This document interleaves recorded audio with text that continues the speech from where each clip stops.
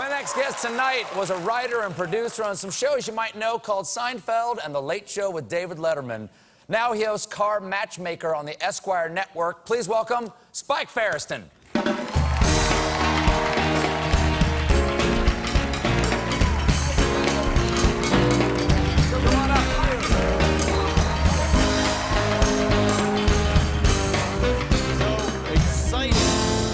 All right. To be here. Nice to see you again. Good to see you. Do you remember the last time we saw each other?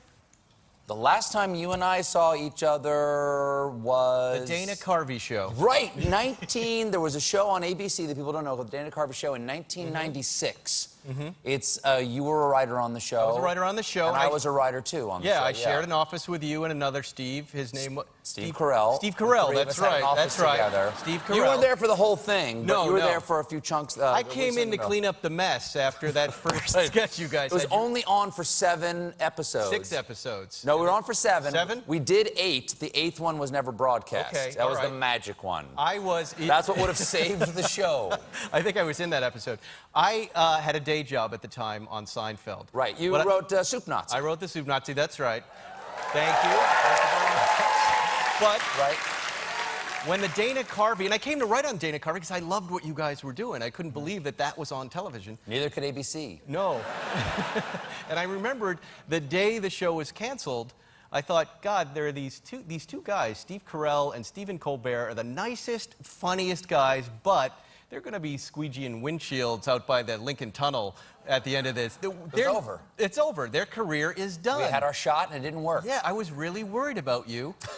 Dude, seriously? Seriously? You thought we wouldn't work again? Well, 6 episodes and out? Yeah. 7. 7, whatever.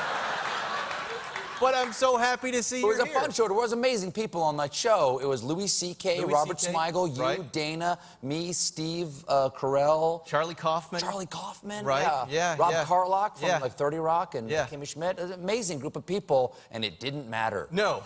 Yeah. Well, listen, I just want to ask one question about the Soup Nazi. Do you mind still talking about that show? Well, you know what? The idea came in this building, so no. Because you wrote for Dave here. I wrote for Dave. I was upstairs when the whole thing happened to me. So you'd go over there and you got the...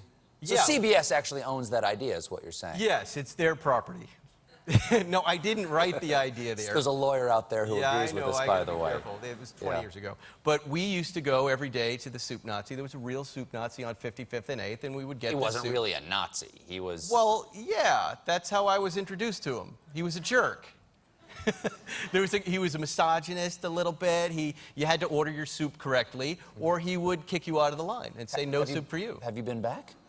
I went back a year after the episode aired with Jerry Seinfeld, because Jerry wanted to meet him, and I tried to explain to him, the guy is not excited about meeting you. And he said, why? And I said, well, you called him a Nazi to the world, and he takes offense to that, weirdly. So we went back to order soup, Jerry and myself and a couple of the writers, and Jerry got into the line. The people in the line were thrilled that this was unfolding in front of them. Absolutely. The Soup Nazi did a triple take and then unleashed a string of expletives, which I will not repeat here, and took his soup away. No soup for you. Well, it's perfect then. And get out of here.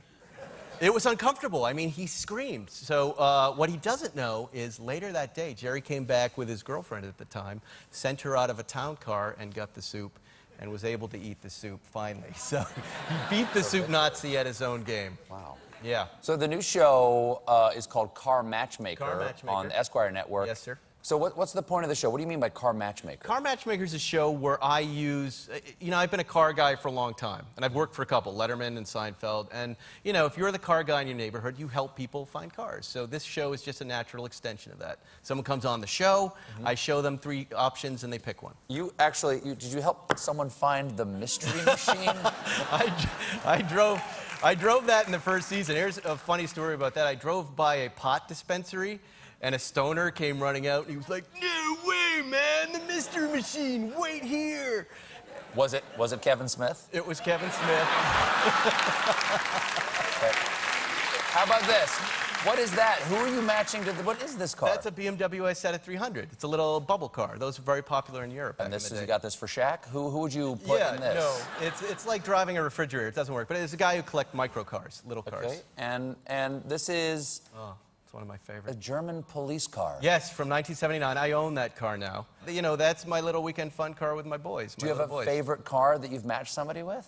Geez, I don't know. I mean, you mean that I've showed them? Yeah. That's every car that I hear about from the customers and the buyers that come back and go, you know what, I'm happy a year or two later. What about this one, Jim? Okay. This is not gonna be good! Oh, God! That is insane. It's not going in here. Okay. Or floating, that's a good thing. For now. Maybe I gotta put the clutch. I had to put the clutch in. There we go. Woo! Yeah, baby! I got the fishing pole. I don't like this. There you go. The Infa car. That's gotta be the best. Everybody wants that. Well, thanks so much for being here. Stephen, thanks for having me. Car Matchmakers on Wednesdays at 9 p.m. on the Esquire Network. Spike Feresten, everybody. We'll be right back.